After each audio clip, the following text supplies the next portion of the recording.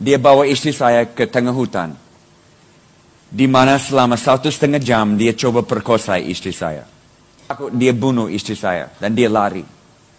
Dan parang potong tangan bagi 2. Tulang dipotong, urat semua, hanya sedikit daging di sini tahan.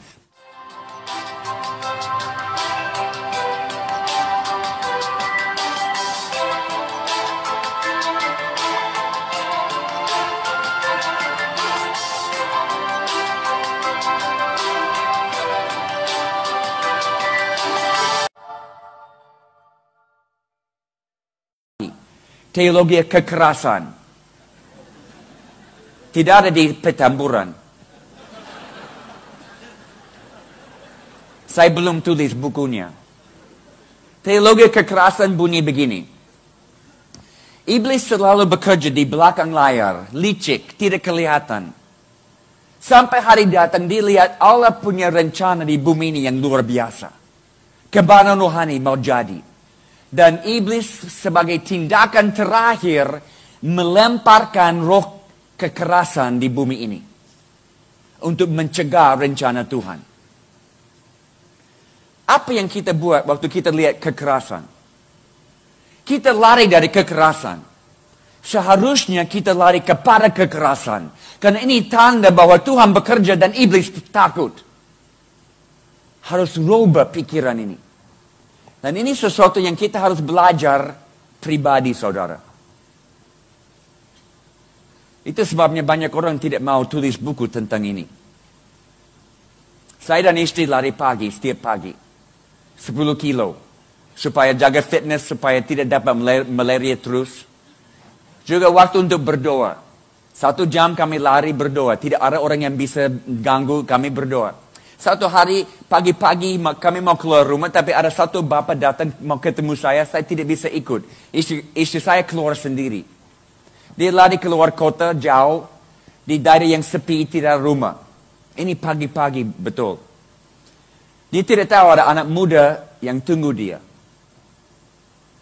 Anak muda ini besar, kuat, setengah mabuk. Dia sembunyi di rumput tinggi di pinggir jalan. Waktu istri saya lewat, anak ini keluar, cegah istri saya, lempar dia keluar dari jalan di mana tanah turun dan istri saya jatuh di situ. Anak ini kejar, tangkap istri saya dan dia bawa istri saya ke tengah hutan. Di mana selama 1,5 jam dia coba perkosa istri saya. Di mana 1,5 jam Tuhan berikan kekuatan supernatural kepada istri saya untuk lawan. Tiap kali istri saya lawan, anak ini pukul dia. Dia pukul istri saya dari kepala sampai ke kaki. Setiap bagian tubuh dipukul. Dia pukul wajahnya begitu banyak kali sampai mata tutup bengkak. Dan sesudah 1,5 jam, istri saya ada di bawah tidak bergerak lagi. Dan dia takut dia bunuh istri saya. Dan dia lari. Sedikit waktu lagi Tuhan berikan kekuatan lagi kepada istri saya untuk berdiri dan cari jalan kembali ke jalan raya. Di mana ada mobil lewat bawa dia ke kota, ke puskesmas. Malam itu waktu dia dilepaskan dari puskesmas, ini kesaksian dia. Dia bilang, Tuhan, terima kasih kau berikan saya sedikit waktu lagi di bumi ini untuk melayani engkau. Terima kasih. Dan dia tambah ini. Dan iblis kami tertawa kau. Ini tidak akan hentikan kami akan tetap maju. Karena kami tahu ini peperangan rohani. Iblis tidak melepaskan daerahnya dengan cepat, dengan gampang. Esok hari 20 anak dari jalan bertobat terima Yesus. Minggu berikut ada 20 lagi. Ada terobosan dalam pelayanan kami dengan anak-anak jalanan. Iblis tahu itu akan jadi dan sebagai tindakan terakhir dia mau menakutkan kami dengan kekerasan. Tangkap ini saudara, di dalam waktu yang gelap, Tuhan tetap bekerja. Di dalam kekerasan. Apakah kita mengerti istilah kebanan rohani? Kadang-kadang saya masuk gereja dan mereka bilang, Jim kami kuat berdoa. Saya tanya, apa yang didoakan di sini? Oh Jim kami berdoa untuk kebanan rohani. Saya bilang, bertobatlah. Kita tidak harus berdoa untuk kebangunan rohani. Kita sudah ada di dalam kebangunan rohani. Tidak harus meyakinkan Tuhan kasih kebangunan rohani. Tuhan mau kasih kebangunan rohani lebih dari kita siap menerimanya. Kita berdoa untuk kebangunan rohani beberapa tahun lalu. Dapat apa? Krismon. Sama. Lebih banyak orang bertobat sesudah Krismon daripada sebelumnya. Ya. Kita berdoa untuk kebangunan rohani. Bom di Bali. Lebih banyak orang Bali bertobat sesudah bom daripada sebelumnya. Kita berdoa untuk kebangunan rohani. Tsunami di Aceh. Yang membuka satu daerah yang bertahun-tahun tertutup. Tangkap ini saudara. Kebangunan rohani bukan karena semua kumpul di stadium Senayan. Kebangunan rohani terjadi karena kita desperate. Dan di dalam waktu gelap kita lihat Tuhan Yesus di dalam desperate itu. Di dalam waktu susah. Yang terakhir, poin terakhir dari teologi bencana ini. Pertama, Tuhan buat dengan cara yang dia pilih. Tidak selalu masuk akal. Di dalam bencana kita lihat Tuhan. Dan ketiga, sadar rencana Tuhan dan cepat meresponi. Cepat bergerak. Tidak cukup melihat Tuhan di dalam, tapi berespons dan ikut Tuhan dengan apa yang dia buat di dalam waktu yang gelap. Saudara tahu di Kisah Para Rasul 11 ayat 27 sampai 30, ada Agabus. Agabus dan beberapa nabi datang ke Antioquia. Mereka bernubuat bahwa akan ada kelaparan di Yerusalem dan Yudea. Langsung gereja di Antioquia buat persembahan dan kirim. Gereja semula mobilisasi cepat. Ada darurat, ada sesuatu yang gelap, susah, mereka mobilisasi cepat sekali. Mereka lihat di mana Tuhan bekerja. Tuhan berbicara kepada siapa? Siapa yang mendengar suara Tuhan akhir zaman ini? Mereka yang mau taat. Mereka yang mau melakukan. Selalu anak muda datangi saya sesudah ibadah. Mereka tanya, Jim, bagaimana kami bisa tahu suara Tuhan? Bagaimana kami bisa tahu kehendak Tuhan? Saya bilang, kamu sudah dengar suara Tuhan, tapi tidak melakukan apa yang dia minta. Tersumbat seperti air dalam pipa. Mulai buat apa yang Tuhan minta, akan dengar lagi. Saya punya anak-anak, 3 anak perempuan. Kalau saya mau baca Quran, Kompas, saya mau baca Kompas. Saya bilang, Amy, bawa Bapa Kompas. Dia tidak bawa. Amy, bawa Kompas, saya mau baca. Dia tidak bawa. Apa yang saya akan buat? Saya akan panggil anak yang lain yang mau taat. Megan bisa bawa Bapa Kompas, dia bawa. Saya akan cari anak yang mau taat. Tuhan di atas, Bapa di atas, sama. Dia cari anak yang mau taat. Dia akan bicara kepada anak yang mau taat. Dan dengar suara Tuhan, saudara, sangat berharga. Dan akan membuat saudara rubah hidupmu. Arah hidupmu mungkin akan dirubah waktu mendengar suara Tuhan.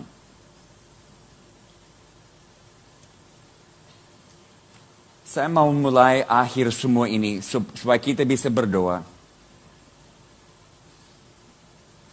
Waktu kami di tsunami di Aceh, 2 minggu pertama kami di situ, kami kembali ulang-ulang. Sampai kami kirim pekerja dari Papua di Aceh yang ada sampai hari ini. Tapi waktu saya kembali sesudah 2 minggu di Aceh, saya lewat Jakarta dalam perjalanan ke Papua. Harus bermalam di sini supaya ganti pesawat. Saya ikut satu komsel agak besar, komsel besar di satu tempat. Mereka dengar saya bersaksi tentang Aceh dan mereka tanya, ini pertanyaan yang aneh. Mereka tanya, bagaimana Pak Jim bisa punya belas kasihan untuk orang Aceh? Ya, kita tahu tidak semua orang suka orang Aceh. Tapi saya jawab mereka tanya, bagaimana bisa punya belas kasihan untuk orang Aceh? Saya tanya, bagaimana tidak punya belas kasihan untuk orang Aceh? Punya Yesus, punya belas kasihan. Punya agama tidak tentu ada belas kasihan.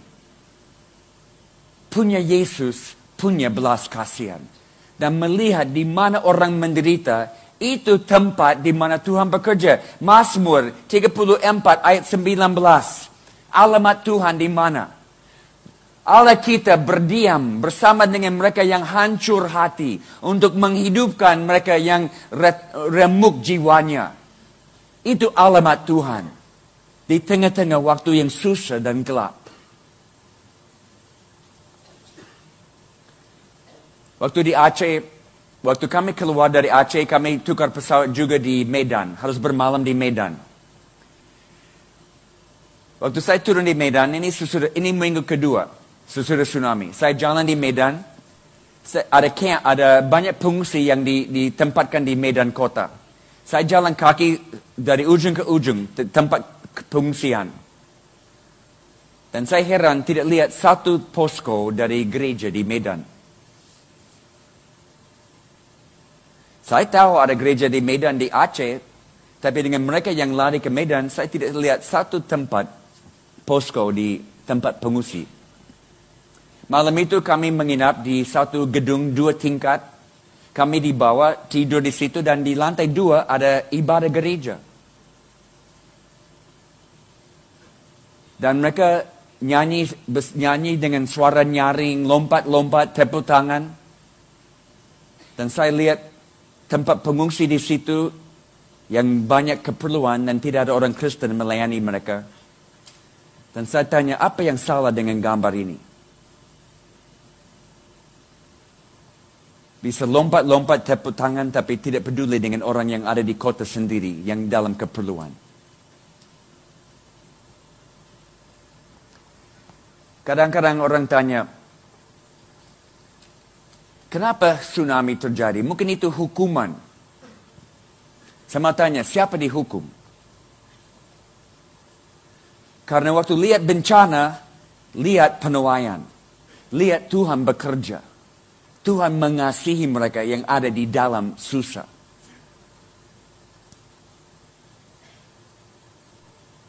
Siapa dihakimi? Bukan mereka, tapi gereja. Why? Gereja semula dianiaya dan harus lari. Kenapa? Apakah gereja harus dianiaya? Tidak. Gereja semula tidak akan dianiaya kalau mereka taat. Yesus bilang tinggal di Yerusalem, terima Roh Kudus dan pergi. Mereka terima Roh Kudus dan tinggal, tidak pergi. Hanya menikmati Roh Kudus di Yerusalem. Karena mereka tidak taat, aniaya dipakai oleh Tuhan untuk bawa mereka keluar dari Yerusalem. Karena itu kehendak Tuhan. Mereka harus keluar dari Yerusalem ke seluruh bumi.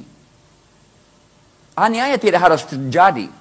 Tapi karena mereka tidak taat kepada Tuhan, Tuhan pakai aniaya supaya rencana dia untuk semua diinjilin, semua dengar kabar baik tentang Yesus harus jadi. Apakah 250.000 orang di Aceh harus mati? Tidak.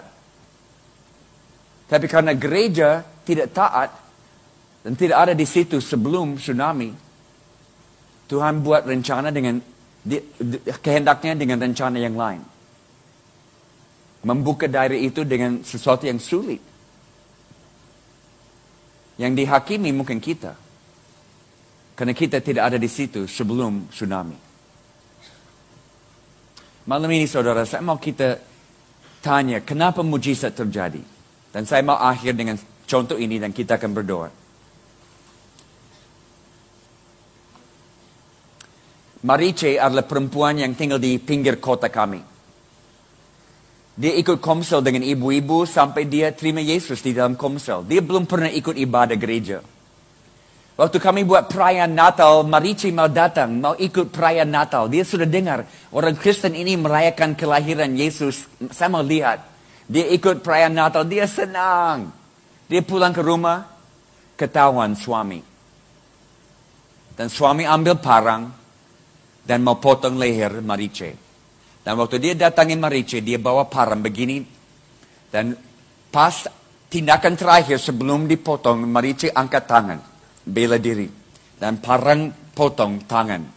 Bagi dua. Tulang dipotong, urat semua, hanya sedikit daging di sini tahan. Darah pompa keluar, dia berteriak.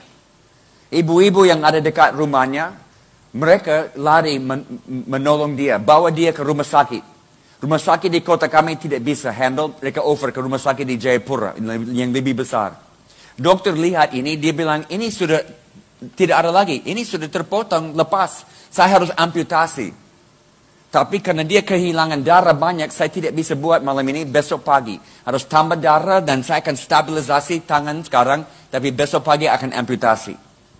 Jadi malam itu, Marici ada di ruangan, di rumah sakit, dan semua ibu dari Komsel ada di sekitar tempat tidur berdoa sepanjang malam. Tengah malam mereka mau istri saya berdoa. Tapi istri saya ada di kota kami, 40 km jauhnya, dan dia dalam malaria plus 4. Dia menggigil, muntah, dia tidak bisa bangkit dari tempat tidur, pergi berdoa dia. Jadi mereka bawa HP. Saudara tahu Tuhan bisa buat mujizat lewat HP? Mereka bawa HP dan minta istri saya berdoa dari tempat di mana dia berbaring. Mereka bawa HP yang lain ke rumah sakit, taruh di telinga Marice.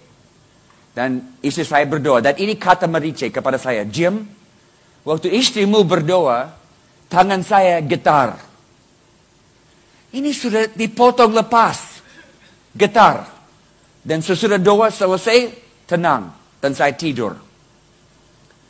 Pagi-pagi, mereka datang bawa dia ke ruang operasi untuk amputasi. Sedikit waktu lagi, dokter keluar dari tempat itu, sedikit terganggu, marah. Dia tanya, mana ibu-ibu itu yang ada dengan pasien saya sepanjang malam di kamarnya. Sampai mereka bawa pasien saya ke tempat lain dan operasi sudah jadi.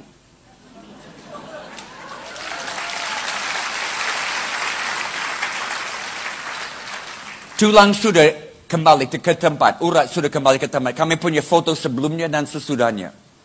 Dia bilang, hanya kulit ini masih terbuka, saya akan jahit kembali, besok dia bisa pulang. Saya tiba hari itu, karena hari sebelumnya saya di luar Papua, saya tiba, pagi itu saya lari dari airport ke rumah sakit. Waktu saya tiba, semua orang di rumah sakit tahu tentang mujizat ini. Dari orang yang cuci toilet, sampai resepsionis, sampai dokter dan perawat semua. Saya masuk dengan resepsi, saya tanya, mana ibu dengan tangan? Oh, dia di sana. Mereka bawa saya, ada ratusan orang di dalam kamar. Saya coba pindahkan mereka supaya saya bisa lihat Marice. Saya datang dekat, saya lihat Marice duduk di atas tempat tidur nyanyi pujian kepada Tuhan. Hari itu saya bawa Marice pulang ke rumah. Dan saya bilang, Marice, kenapa Tuhan buat mujizat ini bagimu? Bukan supaya kamu bisa ke gereja dan bersaksi. Itu bukan tujuan. Ini supaya kamu kembali ke pinggir kota di mana kamu tinggal dan banyak non-Kristen ada di situ. Kasih lihat mereka kebaikan Tuhan dalam hidupmu. Supaya mereka juga bisa terima Yesus. Dan gereja, jemaat baru bisa dibentuk di situ. Dan itu yang dia buat dan itu yang terjadi. Karena Yesus selalu buat mujizat. Bukan untuk show off. Tapi supaya orang tahu kerajaan Allah sudah datang dan bahwa dia Mesias.